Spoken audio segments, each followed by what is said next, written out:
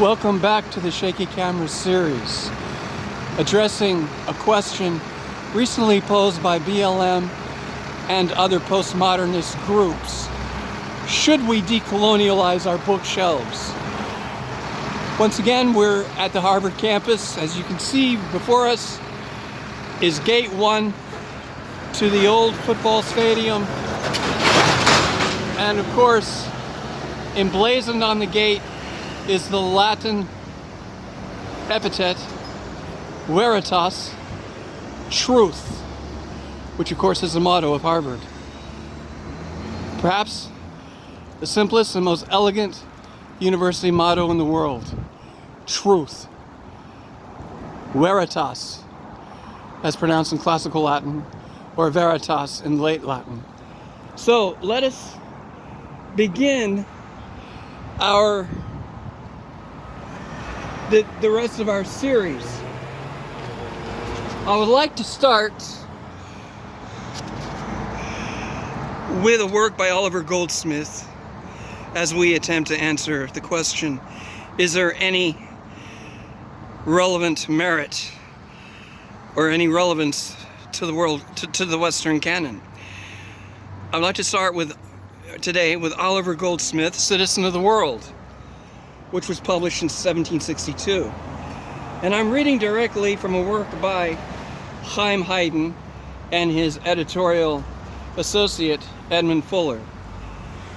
These, quote, letters from a Chinese philosopher residing in London to his friends in the East, unquote, satirically describe the evils of English society and its hypocrisies, its desecration of beauty through absurd fashions, and the shallow thought of the time. The imaginary Lian Chi Al-Tangi probes even deeper into the heart of England, foreseeing the results of her American colonial policies and exposing the sham of her society. He cuts at abuses prevalent during the 18th century in church and in government, and ridicules her theater-going beau. And of course, beau here is B-E-A-U-X. It's plural, French plural, masculine plural for B-A-U, beau. A beau is basically like a dandy, what they used to refer to as a man about town. So, as we contemplate the place of the Western canon in our lives, and as we have quoted from the commentary by two great American editors, at least as to a brief abstract or summary of the Citizen of the World, as we do this, we need to keep asking ourselves, is there merit to a so-called Western canon? Now, our next book from which we're going to quote, and again I quote directly the summary as given by Haydn. It's the work Zeleka Dobson by Max Beerbohm, which came out in 1911. Max Beerbohm was something of a dandy himself, an Edwardian writer.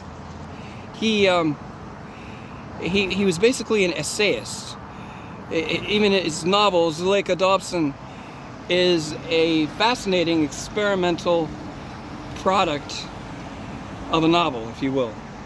Now, quote, hardly a novel in the conventional sense, this is an extravaganza in which satire and burlesque wit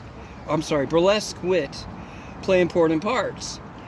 Zeleka is a beautiful and clever young lady whose most dazzling trick is her own charm. She visits her grandfather, who is the warden of Judas College at Oxford. And by the way, there is no Judas College at Oxford. It's a fictional school. Some scholars believe that it's supposed to be a reference to Beerbohm's own alma mater, Merton College, Oxford University. But anyway, her grandfather, who is the warden of Judas College at Oxford, and runs undergraduate life upside down. The Duke of Dorset falls desperately in love with her at a dinner party, Zuleika visits his rooms and he makes a solemn proposal of marriage. She attends the meetings of the junta, the select wine club, and listens to the absurd speeches of Mr. Over, the Rhodes Scholar. Zeleka has many talents. When she is complimented upon her fine writing style, she modestly says that she picked it from a Mr. Beerbohm who once sat next to her at dinner. Now, how's that for semi-autobiographical modesty? Beerbohm was in all manners a wit and a devastating critic of both Victorian and later Edwardian England. All right, so that concludes today's little repus feast, literary feast. As we have set before us the question, is there merit to the Western canon, which we will be answering along the way.